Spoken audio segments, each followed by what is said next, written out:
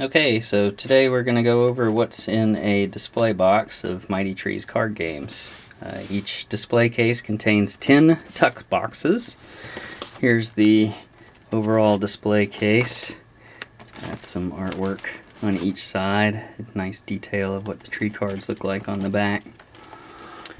And when you open it up, it's got the 10 individual tuck boxes on the inside.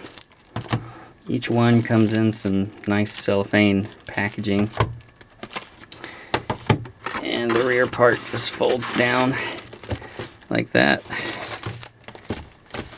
to make for the display. So there it is. So now what's actually in each one of these tuck boxes? So in a game box, here it is. It actually tells you what the contents are on the back.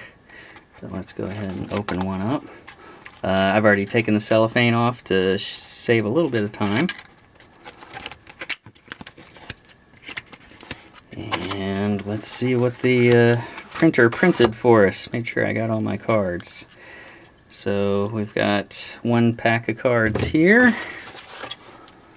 And we've got another pack of tree cards here. And we have the handy dandy guidebook. So this is the guidebook here. It's full color. How many pages? 64 pages. On the back of it has a quick reference guide for when you're playing the game. And then of course inside you got your typical table of contents, some information about the game. Each of the cards is explained with how you actually play with the cards, as well as some of the science information on the cards. And throughout the book there are a series of little educational panels that talk to you about some of the card parameters, such as hardiness zones and temperature. More on the tree cards and weather cards. And then you get down into game layouts, and further back in the book you get into a very exhaustive, detailed game example. This is probably not the most user-friendly thing to look through, but it is there in the event you wanted to follow along one day. And this is the 2-player full version game that has 3 different habitats going at once.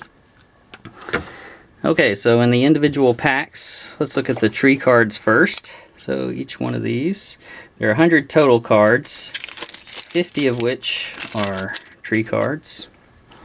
So they all have the common back. That's how you know that they're tree cards.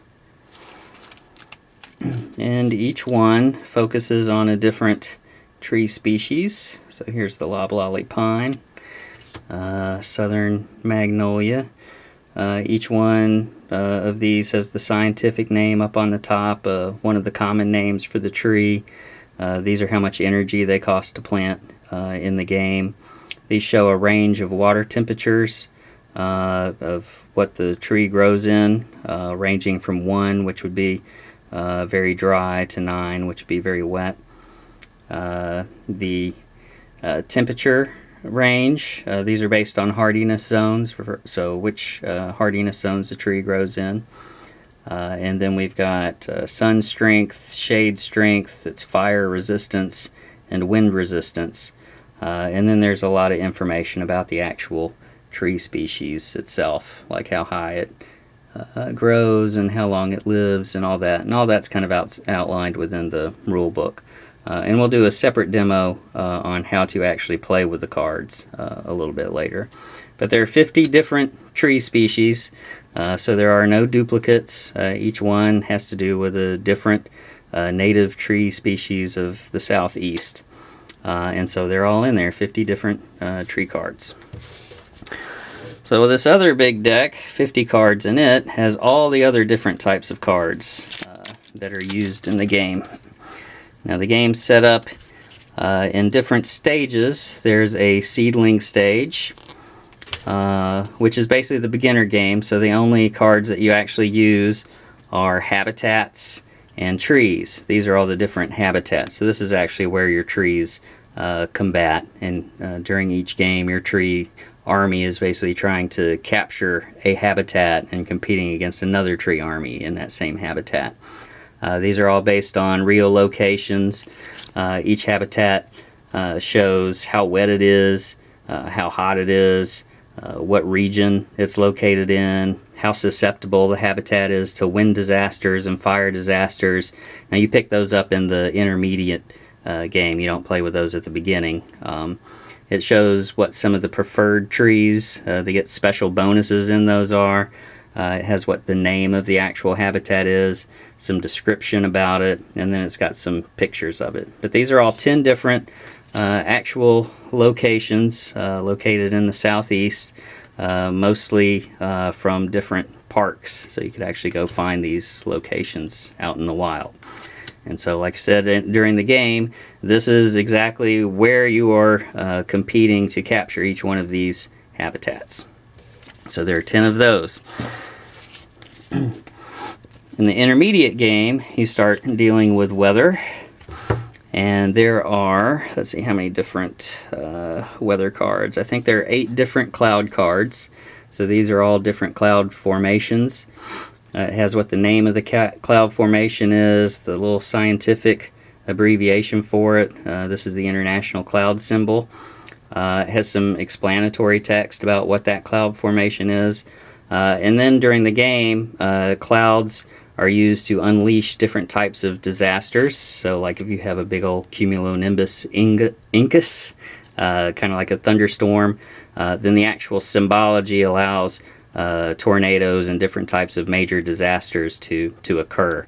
So each of these influence habitats in a different way. Like a nice cirrus puffy sky really is not susceptible to a lot of different types of disasters. It's a fair weather cloud. Whereas if you have cumulonimbus incus, it's nice and windy, breezy for fire conditions. So these can be played within habitats. Again, this is in the intermediate step of the game, but there are 8 different cloud formations. The other type of weather, there are 4 trend cards. These are long-term weather patterns within a habitat. So each habitat can have a trend card as well as a cloud card being played. And all of those influence what can be planted and how devastating disasters are. So this is, say, the drought card, which makes it susceptible to having different types of fires occur, increases damage for fire. Other ones, canopy gaps, let's see, enchanted summer, where it's all real nice and there aren't many disasters that would occur. Saturated soils, where the ground is extra wet and also not very susceptible to fire, but the ground's all wet, so trees might blow over. And let's see, been talking about disasters. Here are the disaster cards. There are 10 different ones in the game. Everything from surface fires, firestorms, wildfires, tree combat card. So here are the tornadoes. Again, these are the different weather patterns that would have to be in place in order to use the particular disaster. Here's another tornado, deep freeze, flooding, thunderstorms, and lightning storms. So those are the different disasters. And in the advanced game, there are 2 other types of cards that are introduced. There are different animal species. We call them critter cards, and there are 10 of them. Again, these are based on real native animal species across the southeast. So this would be the, looks like I'm having trouble with focusing here, eastern chipmunk, or Tamias striatus. So each card has a little picture or illustration of the animal. Each card also kind of shows the footprint impressions that you might expect to see on a trail. Talks about how big that they grow, how long they live, what weight they are. And then of course in here is the game, how they're used in the game.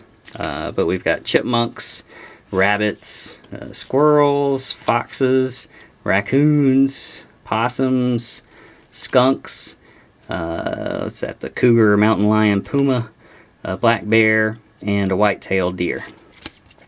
And then the last kind of card in the game are the mutations. In each of these cards, there are 8 of them, focuses on a different tree part.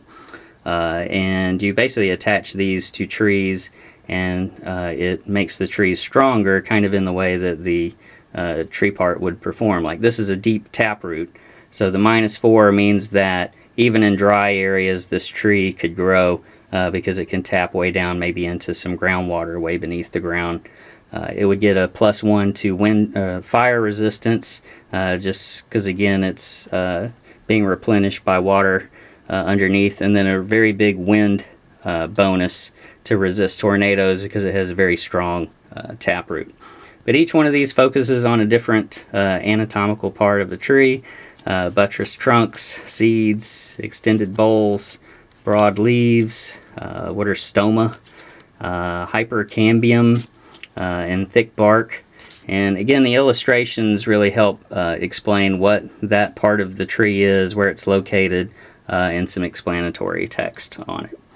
And so that's essentially what you get in each box of Mighty Trees. If you've got any questions, feel free to send them to us at our website at Mighty Trees on Weebly. Thank you.